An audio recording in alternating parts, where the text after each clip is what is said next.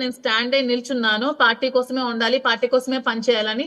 మరి నన్ను ఏ విధంగా మీరు ట్రీట్ చేస్తారో, నన్ను ఏ విధంగా చూస్తారో ఇంక జగనన్న మీ ఇష్టమే. ఇంకెంతకు మించి ఓకే. నేనేం కోరుకోవట్లేదు జగనన్న. అట్లీస్ట్ అట్లీస్ట్ విజయసాయి రెడ్డి గాని, సజ్జల రామకృష్ణారెడ్డి వీళ్ళ దగ్గరికైనా తీసుకెళ్లారా? పోనీ మీ జిల్లా మంత్రుల దగ్గరికైనా తీసుకెళ్లారా?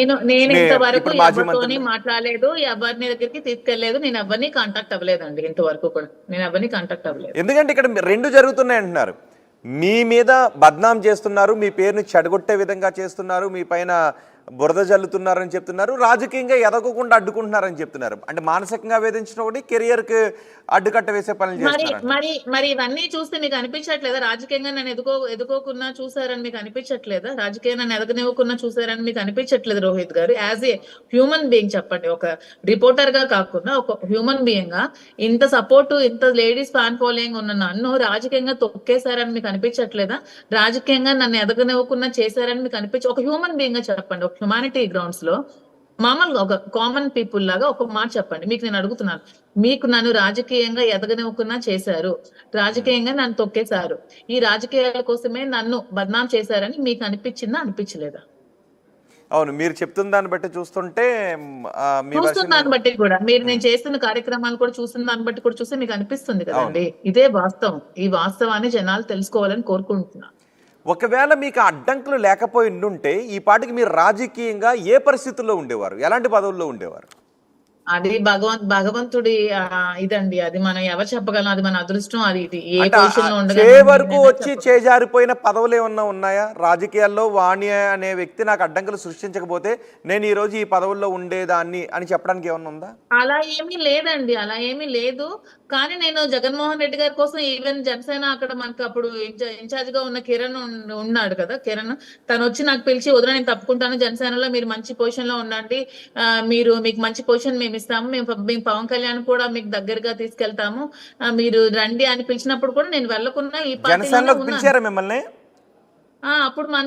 అప్పుడు last time MLA candidate Kiran ఇంటి పేరండి, కణిత కిరణ్ అని ఉంటాడు, మా రిలేటివ్స్ యాక్చువల్ గా మరిదవుతారు. తను డైరెక్ట్ గా ఇంటికి వచ్చి నాకు, మా హస్బెండ్ కి కలిసి, మా హస్బెండ్ కి చాలా రిక్వెస్ట్ చేశాడు, మీరు ఎలాగైనా వదినికి జనసేనలోకి పంపించండి, మేమంతా వదినికి సపోర్ట్ చేస్తాము, మీరు పంపించండి అని కణిత కిరణ్ నాకు జనసేనలోకి ఇన్వైట్ చేయడం జరిగింది.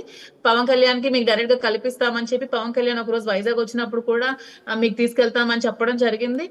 అప్పుడు కూడా నేను జగన్మోహన్ రెడ్డి గారి మీద ఉన్న అభిమానంతోనే నేను నాకు ఇష్టమైన హీరో నాకు యాక్చువల్ గా పవన్ కళ్యాణ్ నా ఫేవరెట్ హీరో.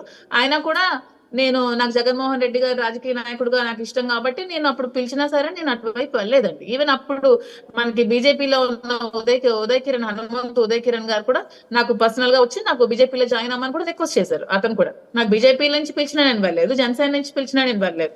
ఇవన్నీ వదులుకొని నేను వైసీపీలోనే ఉంటూ, వైసీపీకి సపోర్ట్ చేస్తూ, నేను వైసీపీలో ఎదుర్కొంటే మరి నాకు ఎవరు సపోర్ట్ చేయాలి? వైసీపీయే కదా సపోర్ట్ చేయాలి ఈ రోజు. ఓకే, ఒకవేళ మీరు జనసేనలోకో బీజేపీలోకో వెళ్ళుండుంటే ఏం జరుగుండేది? జనసేనలోకి వెళ్ళుంటే ఇప్పుడు జనసేన రూలింగ్ లోకి వచ్చేది, ఇప్పుడు మంచి పొజిషన్ లో ఉండుండేదాన్ని. సో మీరు జగన్ అంటే ఇష్టం, వైసీపీ అంటే ఇష్టం కాబట్టి ఎటు వెళ్ళలేదని చెప్తున్నారు, రైట్? 100% రైట్.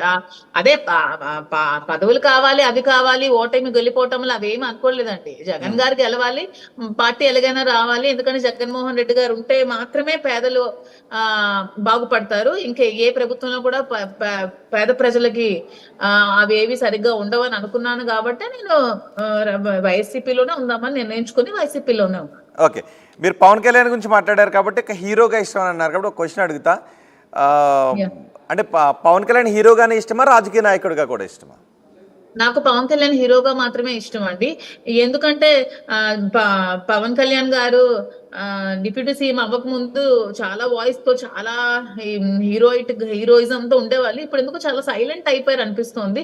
నేను ఏది చేసినా అన్యాయం చేస్తే నేను క్వశ్చన్ చేస్తా అనే పవన్ కళ్యాణ్ గారు ఇప్పుడు వీళ్ళు ఇచ్చిన హామీలు ఒక్కటి కూడా నెరవేర్చట్లేదు, ఇంతవరకు ఒక్కటి కూడా అమలు చేస్తామని కూడా చెప్పట్లేదు. మరి వీటి మీద కూడా పవన్ కళ్యాణ్ గారు క్వశ్చన్ చేయట్లేదు. మరి క్వశ్చన్ చేయాలని కోరుకుంటున్నాను నేను. ఓకే, పవన్ కళ్యాణ్ని గతంలో వైసీపీ అధికారంలో ఉన్నప్పుడు దువ్వాడ శ్రీనివాస్ చాలా మాటలు అన్నారు కదా, మరి మీకు ఏమనిపించలేదా? మీ హీరో అది కాబట్టి చాలా ఏమనొద్దని తప్పు. అన్నారు. నేను కూడా చాలా సార్లు చెప్పాను, వ్యక్తిగత దోషణలు ఎప్పుడు చేయకూడదు, ఎప్పుడు కూడా ఫ్యామిలీ పరంగా రాజకీయాలు ఎప్పుడు కూడా మాట్లాడకూడదు. అది పవన్ కళ్యాణే కాదు, జగన్మోహన్ రెడ్డి గారే కాదు, ఎవరైనా కాదు, ఎవరి ఫ్యామిలీ విషయంలో కూడా ఎవరు కూడా ఎప్పుడు కూడా పొలిటికల్ గా ఫ్యామిలీ విషయంలోకి ఎప్పుడు వెళ్ళకూడదు. రాజకీయాలు పర్సన్ తో మాత్రమే ఎదుర్కోవాలి, పర్సన్ కోసమే మాట్లాడాలి తప్పితే ఎప్పుడు కూడా ఫ్యామిలీ లైఫ్ లోకి ఎవరు కూడా వెళ్ళకూడదు. ఆ వెళ్ళే రైట్ ఎవరికి కూడా లేదు. పవన్ కళ్యాణ్ గురించి ఒక క్వశ్చన్ అడిగి పవన్ కళ్యాణ్ టాపిక్ క్లోజ్ చేస్తాను. పవన్ కళ్యాణ్ సినిమాలో మీకు ఇష్టమైన సినిమా ఏంటి? ఇది తొలి ప్రేమ సినిమా చాలా ఇష్టం. ఓకే, ఎన్నిసార్లు చూసారు? చాలా సార్లు చూసాను, ఒక 10 సార్లు చూసుంటాను తొలి ప్రేమ సినిమా. కలవాలనిపించింది ఆ టైంలో పవన్ కళ్యాణ్ ఎప్పుడైనా మీరు? అలా నేను ఎప్పుడు హీరోస్ కి అలా అట్రాక్ట్ అయ్యే అలాంటి ఆలోచన ఉండదండి. ఒక హీరోస్ తో చాలా మంది పరిగెడుతూ ఉంటారు వెళ్ళాలని, అలా ఎప్పుడు నేను ఏ హీరోస్ దగ్గరికి ఏ హీరోయిన్స్ దగ్గరికి ఎప్పుడు కూడా వెళ్ళలేదు. ఈవెన్ ఒక రోజు మేము ఇప్పుడు హోటల్లో ఉన్నప్పుడు పక్కనే మన హైదరాబాద్ సీఎం గారు ఉండేవాళ్ళు పక్కన, అప్పుడు కూడా నేను వెళ్ళి కలవడానికి ఇష్టపడలేదు. నాకు పక్కనే ఉన్నారు అసలు యాక్చువల్గా అప్పుడు రాజకృష్ణలో. అలా నాకు వెళ్ళి కలవాలి, వాళ్ళకి సెల్ఫీలు తీసుకోవాలి, ఫొటోస్ తీసుకోవాలని ఆలోచన నాకు అసలు ఎప్పుడు ఉండదు. నాకు అభిమానం, పవన్ కళ్యాణ్ గారు అంటే అభిమానం. ఎందుకంటే తన ఆశయాలు, తను అవన్నీ, తను కూడా ఎప్పుడు ప్రజలకు సేవ చేయాలి అనే ఆలోచన తనకి ఉంటారు కాబట్టి అభిమానం. కానీ మరి ఇప్పుడు తను ఎందుకు సైలెంట్ అయ్యారు? ఎందుకంటే ప్రజలకి ఇప్పుడు నష్టపోతున్నారు, అందాల్సినవి అందట్లేదు. అవన్నీ పవన్ కళ్యాణ్ గారు రియాక్ట్ అయ్యి అవన్నీ చూస్తే బాగుంటుంది అనిపిస్తుంది. ఓకే, 2 క్వశ్చన్స్ అడుగుతాను. రాజకీయాల గురించి పవన్ కళ్యాణ్కి ఒక విషయం చెప్పాలనుకుంటే ఏం చెప్తారు? సినిమాల పరంగా పవన్ కళ్యాణ్తో ఒక మాట మాట్లాడాలనుకుంటే ఏం చెప్తారు? ఈ 2 మాటలు కూడా. సినిమాల పరంగా చెప్పాలనుకుంటే పవన్ కళ్యాణ్ గారికి ఇప్పుడు అభిమానించే అభిమానులు చాలా మంది ఉన్నారు కాబట్టి పవన్ కళ్యాణ్ గారు సినిమాలు ఆపకుండా ఇంకా సినిమాలు తీయాలని కోరుకుంటున్నాను.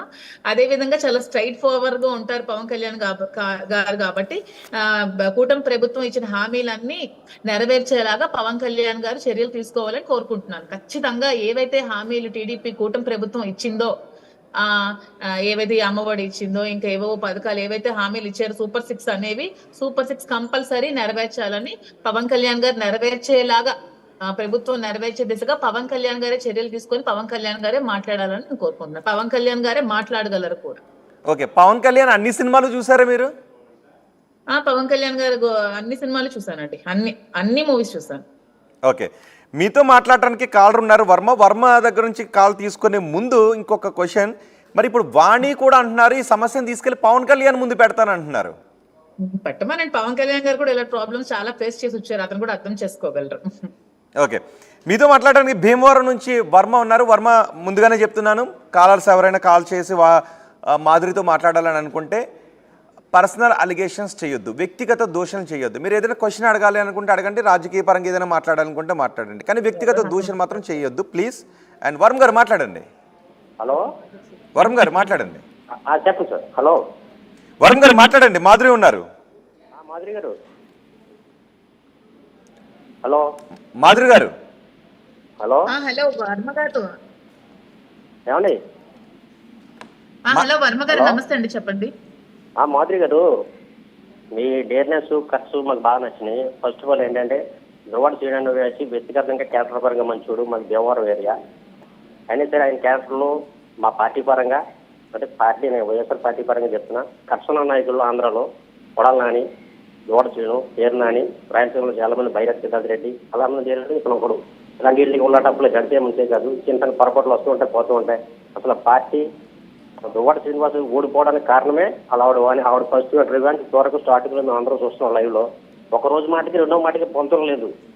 ఈ రోజు మాట ఒకలా మాడుతుంది, పిల్లలు అంటది, డబ్బు అంటది, ఆ ఇల్లు అంటది. ఎవరైనా ఆ కోర్టులో ఇల్లు కట్టినప్పుడు ఆ ఇంట్లో ఉండాలి, కానీ ముగుడు పూడులు లేకుండా కుండులు లేకుండా చేసి ఇట్లా చేసి ఎట్లా అండి? ఈ సమాజంలో పోతున్నాయి ఏమన్నా పోతున్నావా? ఇలా మంచి నాయకుని కోల్పోతాం ఆ పార్టీ అలాంటి వల్ల. వర్మ గారు, మీకు హ్యాట్స్ ఆఫ్ అండి, కరెక్ట్ గా అర్థం చేసుకున్నారు. నిజంగానే మంచి వాయిస్ ఉన్న నాయకుడు కాబట్టి అతన్ని రాజకీయంగా అనగదొక్కాలని చేస్తున్న కుట్రండి. మీకు నిజంగా 2 చేతులు పెట్టి దండం పెడుతున్నాను, చాలా కరెక్ట్ గా మీరు అర్థం చేసుకున్నారండి. నిజంగా హ్యాట్స్ ఆఫ్ అండి, చాలా కరెక్ట్ గా అర్థం చేసుకుని చాలా కరెక్ట్ గా మాట్లాడారు వర్మ గారు మీరు. ఓకే మాధురి గారు, మీకు తెలంగాణ నుంచి కూడా కాల్స్ వస్తున్నాయి. నిజామాబాద్ నుంచి సాయిరెడ్డి ఉన్నారు. సాయిరెడ్డి గారు మాట్లాడండి.